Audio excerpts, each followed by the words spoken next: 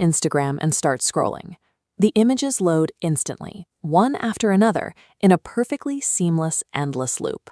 But to maintain that frictionless experience, the system has to manage over 2 billion active accounts, handling a staggering 100 million new photos and videos every single day.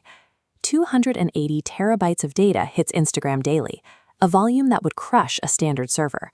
In a traditional app, sending massive files directly to a central server creates a fatal bottleneck, completely fracturing the system under the load. To survive, Instagram engineers abandoned traditional linear app design. Instead, they built a highly decentralized architecture, specifically engineered to actively route massive data payloads around its own central servers.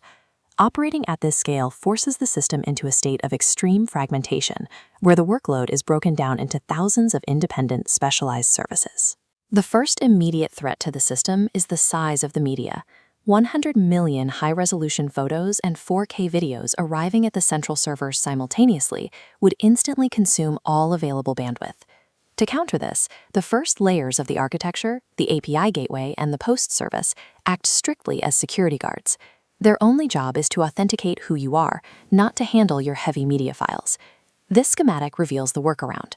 The central server generates a pre-signed URL, letting your phone bypass main servers entirely to drop massive payloads directly into an external object storage vault.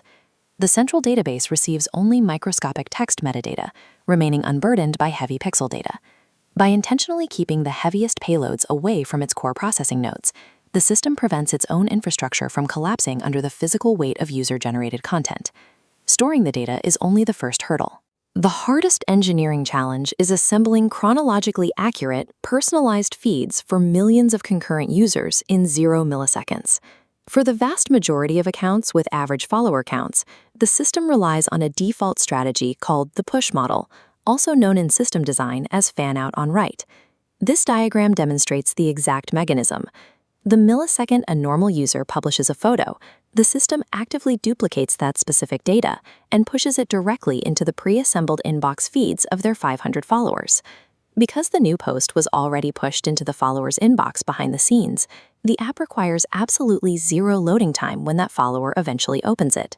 For 99% of the platform, the feed feels instant simply because the heavy computing of sorting and delivering was finished long before you ever tapped the icon. But the user base is highly asymmetrical, and that exact push strategy creates a fatal vulnerability for the network. When a global celebrity publishes a single photo to hundreds of millions of followers, that single action demands up to 400 million simultaneous database updates.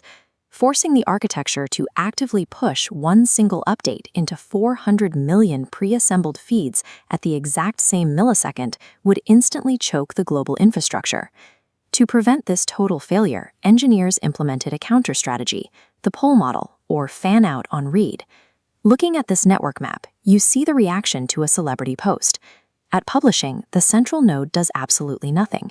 Instead, followers' apps dynamically reach out, pulling data only when they actively open their feeds.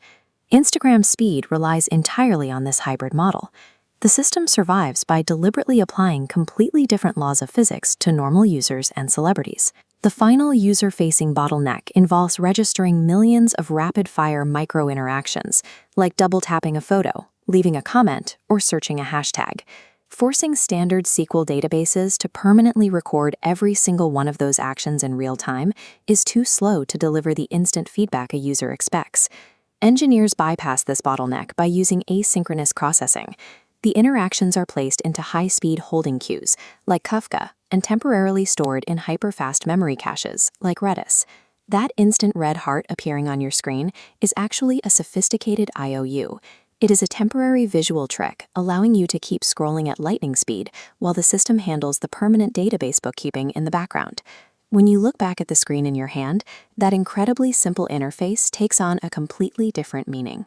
The seamless feed is a massive illusion stitched together in real time, using bypassed media files, pre-computed push networks, dynamic celebrity data polls, and delayed engagement queues. True speed at this extreme scale is never achieved by building a bigger, stronger central server. It is achieved by aggressively fragmenting the workload. Every casual swipe on your screen triggers a coordinated sequence between geographically dispersed storage layers and pre-computed data caches. In our next episode, we will dive into the architectural design behind YouTube's video delivery network. Subscribe and follow to master system design, step by step.